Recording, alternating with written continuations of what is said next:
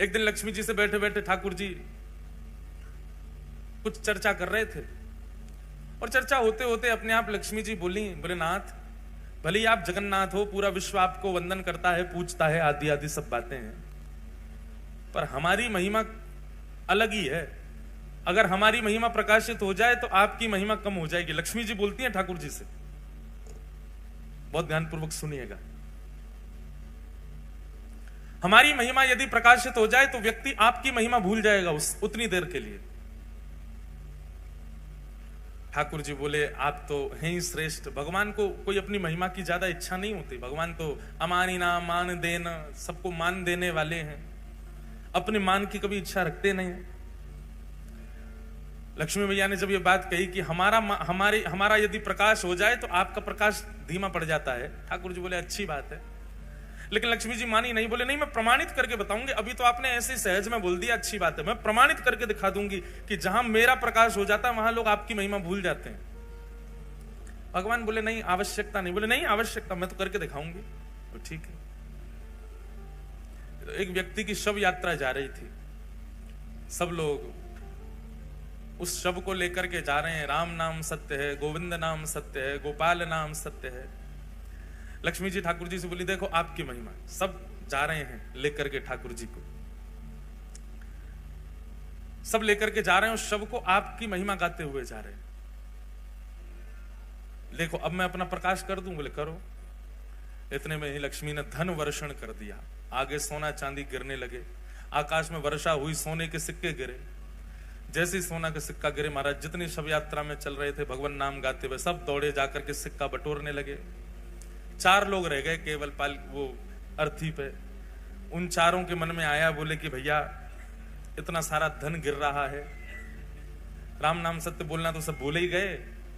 अर्थी वालों ने भी सोचा थोड़ी बहुत देर की वर्षा है, इकट्ठा कर लें, फिर तो पिताजी को ले ही जाना है शमशान। उन्होंने अर्थी नीचे धर दी, वो भी दौड़े, उन्होंने भी जाके सिक्का बटोरे, जेब में भर लिए अपने। लक्ष्मी जी बोली, ये है मेरी महिमा। अंत काल में किसी को लेकर के जा रहे हैं, आपका नाम गाते हुए जा रहे हैं, लेकिन मेरी महिमा के आगे देखो, आपके नाम की महिमा भी फीकी पड़ गई। ठाकुर जी जगन्नाथ जी मंद मंद मुस्काए, मंद मुस्कुरा करके बोले, सुनो देवी, ये सब तो भगे, वो अर्थी वाला क्यों नहीं भगा? जय हो पधारो। वो अर्थी वाला क्यों नहीं भगा? ये सब तो भागे हैं, वो एक व्यक्ति क्यों रह गया? महिमा है तो सब पे होनी चाहिए, आपकी सब पे बरसनी चाहिए। लक्ष्मी जी बोली, उसके अंदर प्राण नहीं है। बोले प्राण नहीं, उसके अंदर मैं नहीं। प्राण कौन है, आत्मा कौन है? बोले मेरा ही तो स्वरूप है। आपकी महिमा भले ही होगी, पर आपको पाने भी व्यक्ति तब जाएगा जब मैं चित्त में हूं। मैं ही नहीं रहूंगा तो वो आपके पास भी नहीं जा सकता। ये वास्तव में लक्ष्मी जी आपकी महिमा नहीं है। ये तो मैं अपनी पत्नी को जहां देखता हूं तो मेरे मन में भाव आ जाता है कि ओहो ये बेचारी यहां पड़ी हैं, यहां रखी हैं, यहां व्यवस्थित हैं, इनको उठा लो।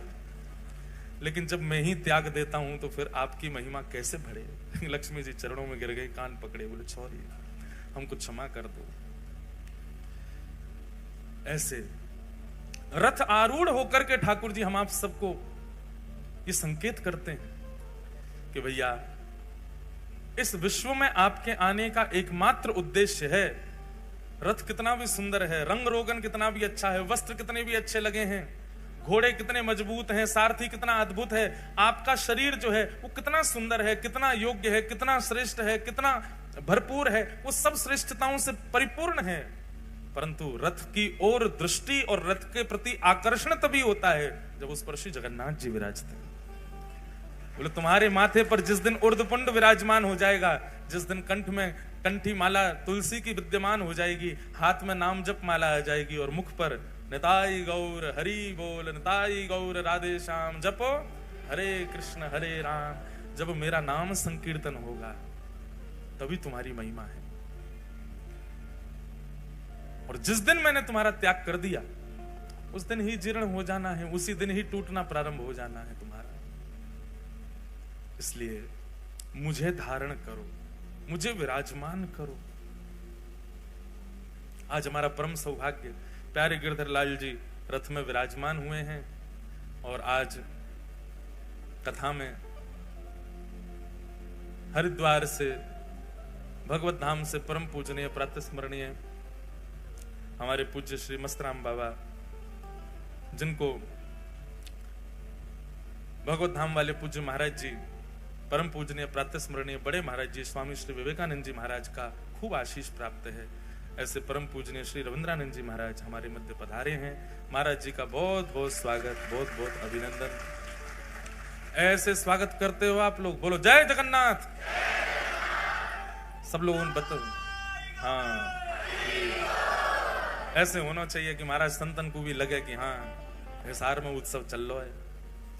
साथ ही हमारे श्री राधारमण गोस्वामी श्री मयंक जी महाराज तो विराज ही रहे हैं, साथ में रवीश जी भी विराज रहे हैं। आज हमारे मध्य में पूज्य श्री नवनीत जी महाराज भी पधारे हैं, नवनीत भैया पधारे हैं। आप जैसे आपको नाम है वैसे ही आपको गुण है, नवनीत ही है, नित्य नूतन नित्य प्रिय ठाकुर जी को श्री नवनीत जी, ऐसे नवनीत जी महाराज पधारे हैं। साथ में एक महाराज जी और विराज रहे हैं। सब संतों को वंदन है, सबको बारंबार प्रणाम। बंधुओं, महाराज जी बोले मंच पर जाओ तो हमारी कथा का अनाउंसमेंट कर देना। 22 नवंबर से लेकर के 22 से ही है ना महाराज जी की, 25 से 22 23 24 25 26 27 28 तक, 22 से 28 नवंबर श्री मद्भागवत की कथा हापुड़ में, उत्तर प्रदेश के हापुड़ में महाराज जी के सानिध्य में हो रही है। जो लोग भी सुन रहे हैं और जो भी यहाँ पर हापुड़ के आसपास के हैं, सब लोग हापुड़ आइएगा। बाकी कल की कथा जो है बंधुओं वो सुबह 11 बजे से है, क्योंकि हमको कानपुर निकलना है कल ही, इसलिए आप लोग सब 11 बजे यहाँ उपस्थित हो जाना। उपस्थित तो आप लोग और जल्दी हो जाना। अच्छा, हम कथा में कहते हैं लाइट जाए तो ठाकुर जी आ गए। हाँ, जगन्नाथपुरी की बात है। जगन्नाथपुरी में कथा चल रही थी, तो जिस होटल में कथा थी उसके हॉल में वहां लाइट बहुत जा रही थी, क्योंकि रथ यात्रा का समय समीप था। लाइट कटती है जगन्नाथपुरी में बहुत, बार बार लाइट जाए तो सब श्रोता काले काले हो जाएं, अदृश्य हो जाएं। ना श्रोताओं को मैं दिखूं, ना श्रोताओं को, ना मुझे श्रोता दिखे। हम एक दिन गई लाइट तो सबरे बड़े निराश से हो गए, बोले लाइट क्यों जाती है। मैंने कि इस निराशा को खुशी में परिवर्तित करना है, ये तो रोज जा रही है। तो हमने क्या किया, जैसे लाइट जाती है हमने कि कालिया आ गया, कालिया आ गया, जगन्नाथ जी आ गए, जगन्नाथ जी, सबके ऊपर जगन्नाथ। देखो आप लोग रंग बिरंगे दिख रहे हो, क्यों? क्योंकि प्रकाश है।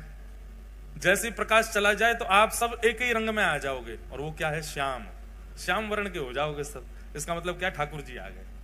तो कथा में ठाकुर जी आवे तो ठाकुर जी का भाई इतनी बल है, इतना योग्य है ठाकुर जी, इतनी शक्ति है उनमें कि बिजली कहां रुक पाएगी।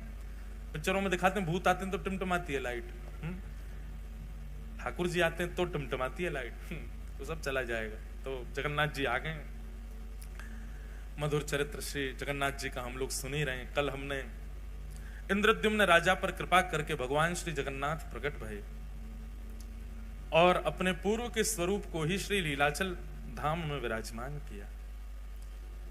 सब लीला चरित्र हम लोग कल सुन ही रहे थे। गोस्वामी तुलसीदास जी ने भगवान श्री जगन्नाथ जी का दर्शन किया। श्री जगन्नाथ जी के 4 द्वार हैं, उत्तर द्वार, दक्षिण द्वार, पश्चिम द्वार और पूर्व द्वार। इन द्वारों के भी अपने अपने महत्व हैं। पूर्व द्वार जो है उसको सिंह द्वार कहते हैं, जो कि धर्म का स्वरूप है। वहीं से ही प्रवेश होता है मंदिर में, उसको सिंह द्वार कहते हैं और वो धर्म स्वरूप माना जाता है। आपने देखा होगा कि सिंह, जो लोग गए जगन्नाथपुरी, सिंह द्वार से जब मंदिर में प्रवेश करते हैं तो सिंह द्वार में श्री पतित पावन भगवान विराज रहे हैं। जैसे ही आप भीतर प्रवेश करोगे, द्वार में प्रवेश करते ही इधर मतलब ऐसे जाओगे तो आपके दाहिनी ओर भगवान जगन्नाथ जी का एक स्वरूप होगा, छोटा सा। वो साक्षात जगन्नाथ जी, उनका नाम है पतित पावन भगवान। क्या नाम है? पतित पावन। उनके वहां विराजने के कई कारण हैं। मुख्य कारण तो यह है कि जगन्नाथ भगवान इतने दयालु हैं, इतने कृपालु ठाकुर जी हैं। उनको लगता है कि भाई भीतर आने में, मेरे दर्शन करने में बहुत समय लगता है, इतनी भीड़ होती है। और कोई व्यक्ति, कोई भक्त यदि अपने कार्य में व्यस्त है और वो जल्दीबाजी में मेरा दर्शन नहीं कर पा रहा है, तो उसके लिए ठाकुर जी द्वार पे ही बैठे, वहीं से देख के चला जाए। पतित पावन भगवान के दर्शन का फल साक्षात जगन्नाथ जी के दर्शन का फल है। अगर कोई व्यक्ति, बहुत ध्यान से सुनिएगा, सिंह द्वार से यदि प्रवेश करता है जगन्नाथ मंदिर में और पहले पतित पावन भगवान को देखता है, फिर भीतर जाके महाप्रभु जगन्नाथ जी को देखता है, तो उसके पुण्यों में गिनती 1 नहीं 2 होती है। कितने दर्शन किए? बोले 2 दर्शन किए। पहले पतित पावन भगवान के हो गए, फिर भीतर महाप्रभु जी के हो गए। तो मुख्य कारण तो यही है उनका मुख्य द्वार पर विराजमान होने का। अब जगन्नाथपुरी में आपको पता है, उड़ीसा एकमात्र ऐसा प्रांत है जहां पर केवल एक ही देव पूजे जाते हैं, जगन्नाथ। बाकी सारे प्रांतों में खूब सारे देवता हैं, उड़ीसा में केवल एक ही ठाकुर जी हैं, जगन्नाथ। वहां पर लिंगराज भगवान का भी मंदिर है, वहां पर देवियों का भी मंदिर है, पर हर मंदिर में आपको श्री जगन्नाथ जी मिल जाएंगे। कहीं चले जाओ, पूरे उड़ीसा में एकमात्र ऐसा प्रांत है पूरे भारत में जहां पर जगन्नाथ जी ही देव हैं और कोई देव नहीं। हरियाणा में आपके हिसार में ही होंगे 5-6 भगवान, आसपास में तो है ही है। हरियाणा में इतने सारे भगवान, कोई देवता की निंदा नहीं। भारत में इतने सारे देवों के मंदिर हैं, पर उड़ीसा में महाप्रभु जगन्नाथ। वहां पर विवाह होता है ना, हमारे यहां विवाह में अच्छी कैटरिंग वाले मंगाए जाते हैं, अच्छे भोजन बनाने वाले बुलाए जाते हैं, पर श्री जगन्नाथपुरी में सबसे बड़ा जो ब्याह होगा उसमें महाप्रसाद आता है। महाप्रसाद ही पाते हैं सारे, बाराती हो घराती हो, और महाप्रसाद का नियम है वो टेबल पर नहीं पाया जाएगा, उसको आसन पर बैठ के नहीं पा सकते। मतलब चाहे जितने लाख का तुम सूट पहन के आए हो,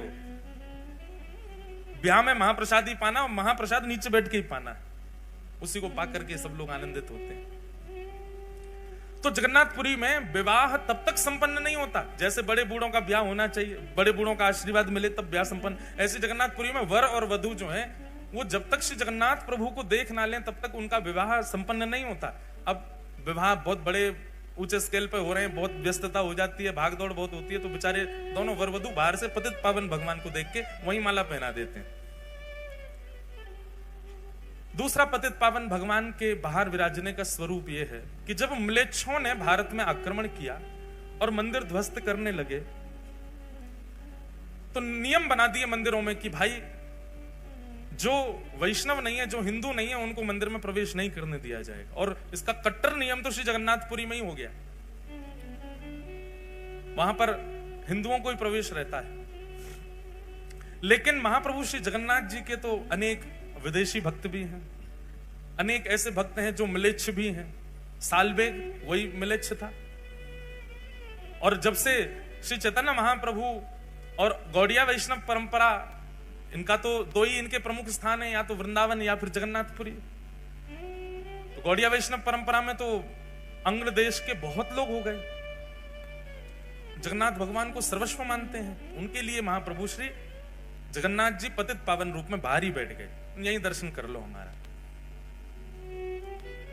ऐसा शास्त्रों में वर्णन है, ऐसा जगन्नाथ जी की महिमा में भी लिखा है कि यदि कोई व्यक्ति पतित पावन भगवान का दर्शन किए बिना जगन्नाथ जी का दर्शन कर ले तो उसके पुण्य में 0 दर्शन काउंट होता है, दर्शन हुआ ही नहीं है उसको।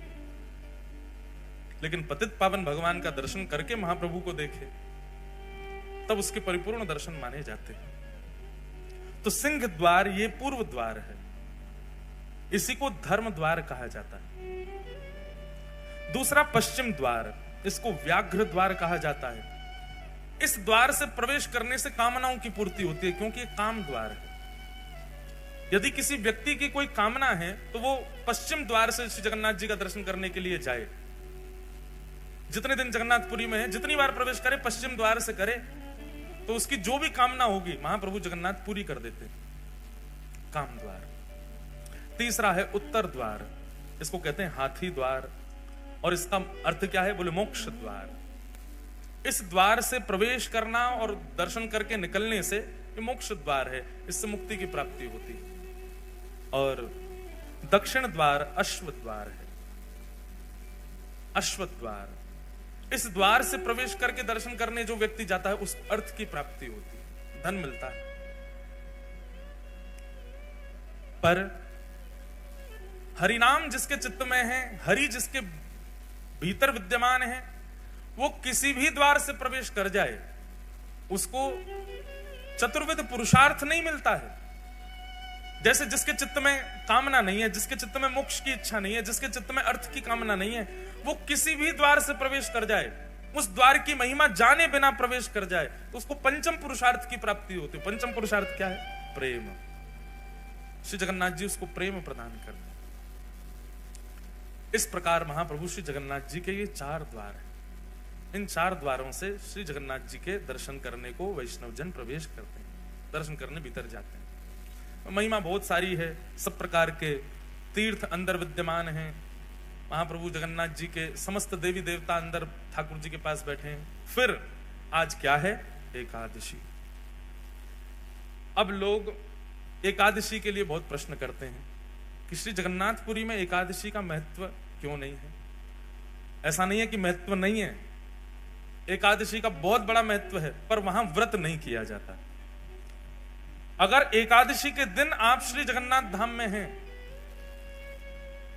तो उस दिन स्कंद पुराण में कहते हैं बाकी के दिन महाप्रसाद पाओ पेट भर के, लेकिन एकादशी के दिन महाप्रसाद पाओ आकंठ।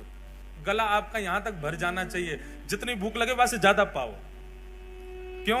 बोले एकादशी के दिन जगन्नाथ भगवान के नेत्र 1-1 फीट और बड़े हो जाते हैं। आंख खोल के देखते हैं आज मेरा प्रसाद कौन नहीं पा रहा है, वादा ना तो ठाकुर जी और ध्यान से देखे। तो एकादशी के दिन महाप्रसाद की बड़ी महिमा है। लेकिन याद रहे, जगन्नाथपुरी जाकर के यदि कोई व्रत करता है एकादशी का, तो उसकी संपूर्ण पूर्व की एकादशी निरस्त हो जाती है। इसलिए कई लोग मैंने देखे हैं ऐसे, वो बहुत निष्ठा रखते हैं एकादशी के प्रति, तो जगन्नाथपुरी जाकर के भी वो कहते हैं ठीक है महाप्रसाद है, हम माथे से लगा के थोड़ा ले, पर हम प्रसाद पाएंगे नहीं, हमारा नियम है, व्रत है। भैया स्कंद पुराण में स्पष्ट मना किया गया है, वहां व्रत मत रखो। अब इसके पीछे कारण सुनो क्यों। एकादशी के दिन अन्न में पाप का निवास होता है कि नहीं होता? एकादशी के दिन अन्न में पाप निवास करता है। और जगन्नाथपुरी का जो महाप्रसाद है, श्री जगन्नाथपुरी में जो रसोई में प्रसाद सिद्ध होता है, वो स्वयं लक्ष्मी सिद्ध करती। कौन सिद्ध करता है? लक्ष्मी जी के हाथ स्पर्श हो जाने के बाद में कोई अन्न में पाप निवास नहीं कर सकता।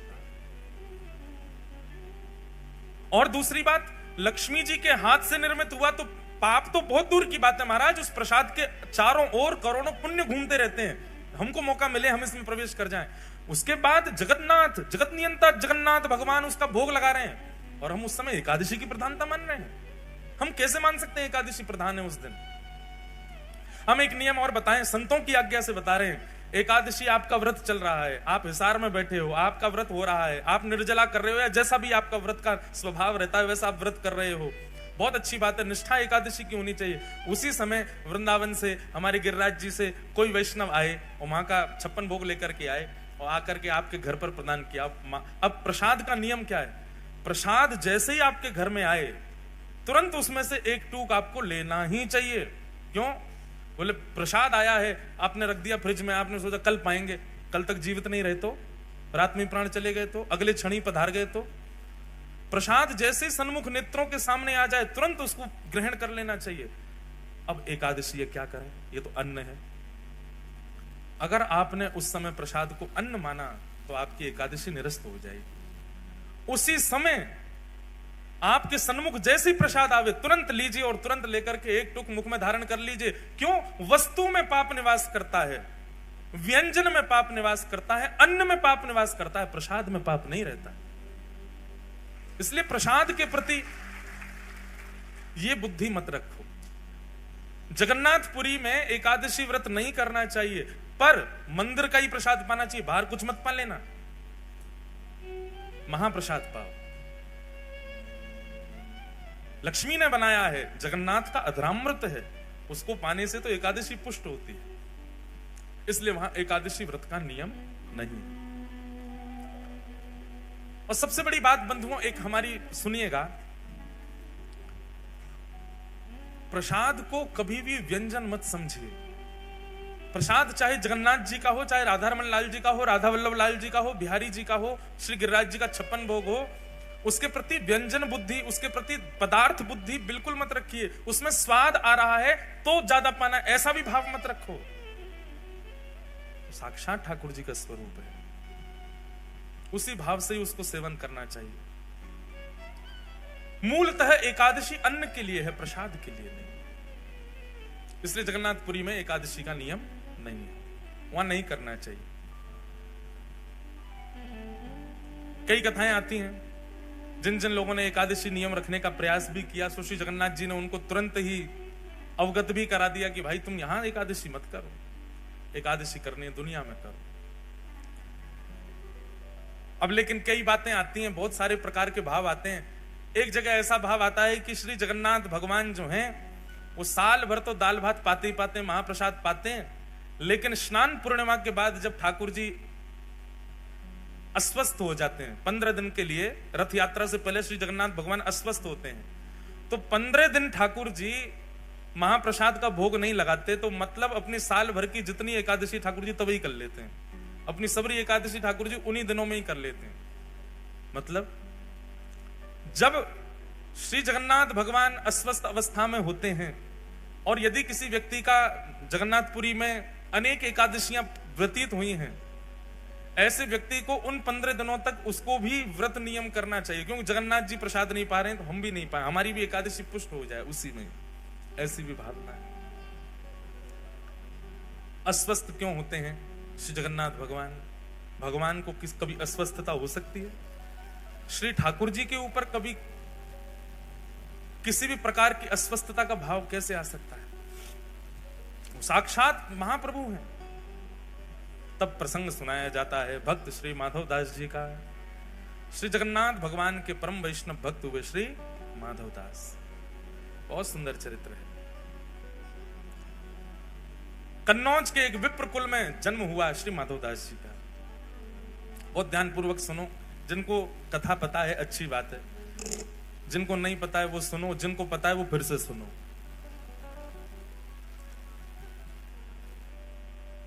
मार्ग दे दो भैया, माताएं बहनें जा रही हैं, सब लोग इधर देखो, कथा सुनो।